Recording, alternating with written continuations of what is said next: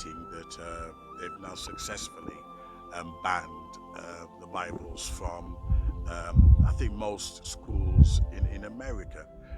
This story came from Utah. Okay, they're dealing with Utah school. Okay, now you wouldn't believe the reasons why they said that they were banning, the Bibles from all the schools, and it's been successful. They've always had that mandatory,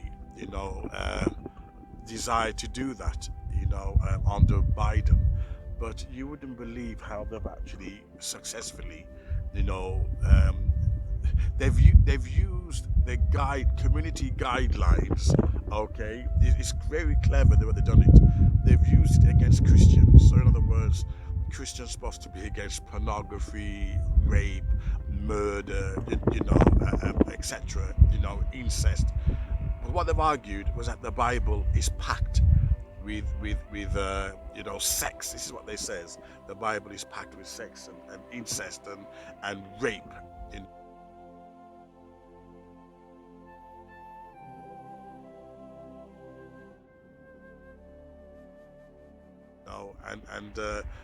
it's not suitable for children.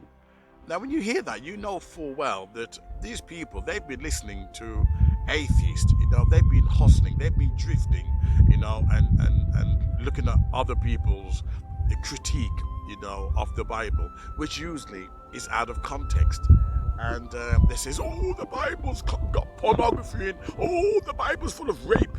In other words, they're trying to pretend they're arguing from a moral perspective.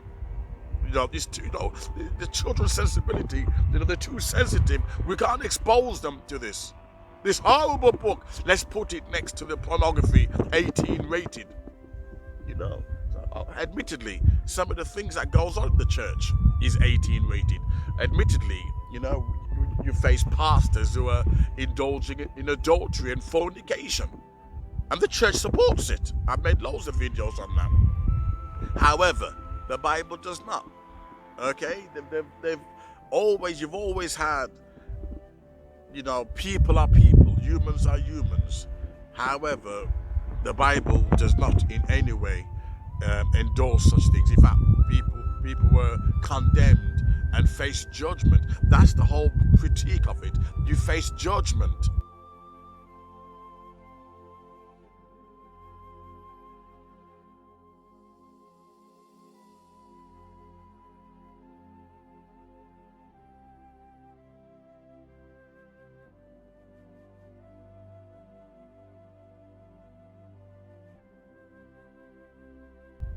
So what they argue, they've missed out. The crucial part is when you face judgment for what you've done.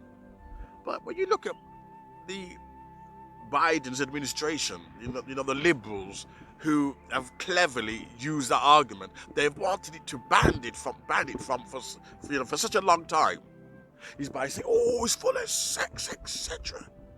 Using the logic against Christians, using that logic. It's evil, it's manipulative, but the same people, if you look at what the trans wanted to do in schools, the trans, I have to see if I can find it, where a trans had a little baby on top of him.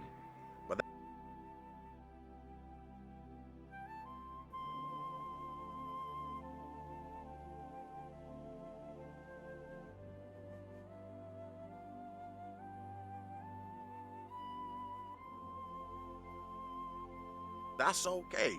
That's okay. You can build dildos to school. What's that? But that's different. It's education. You can do stripping in schools. What do you call it? Trans library. And they go and they're stripping. But that's okay. That's education. You would not see me go to a strip club at night and claiming it's education. So why should children be subjected to that? Oh, but it's okay as long as you change the language. You change the language, and then it's education, and the parents are happy with it. Well, the liberals, They're happy with it. It's okay, bring them into schools and they start stripping and doing all these dirty, nasty things.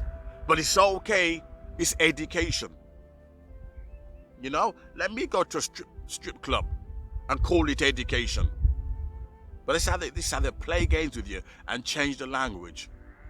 But of course, it's okay for the trans community. It's okay for them to do it. They seem to be able to do anything they want without scrutiny. So you can see the hypocrisy of it all. It's not a moral argument. If it was a moral argument, they would not be pushing this LGBTQ sex education in schools. They would not be pushing it there. And some of the information is graphic, really sickening. But it's okay because it's under the guise of education curriculum. Their parents are happy. I don't see no parents protesting. You know, but they're going to protest over this and says, well, it's full of sex and rape and incest. You know,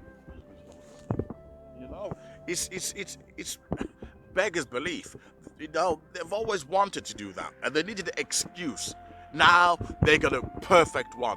Oh, the Bible's full of, you know, incest and rape and sex and adultery, as if the whole world don't indulge in that. You know, and that's their reason for banning it. That's their reason. And they successfully found one using the Bible itself.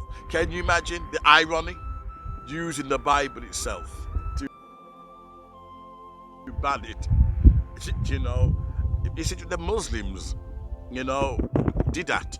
You know, he was a Hindu, but he became a Muslim.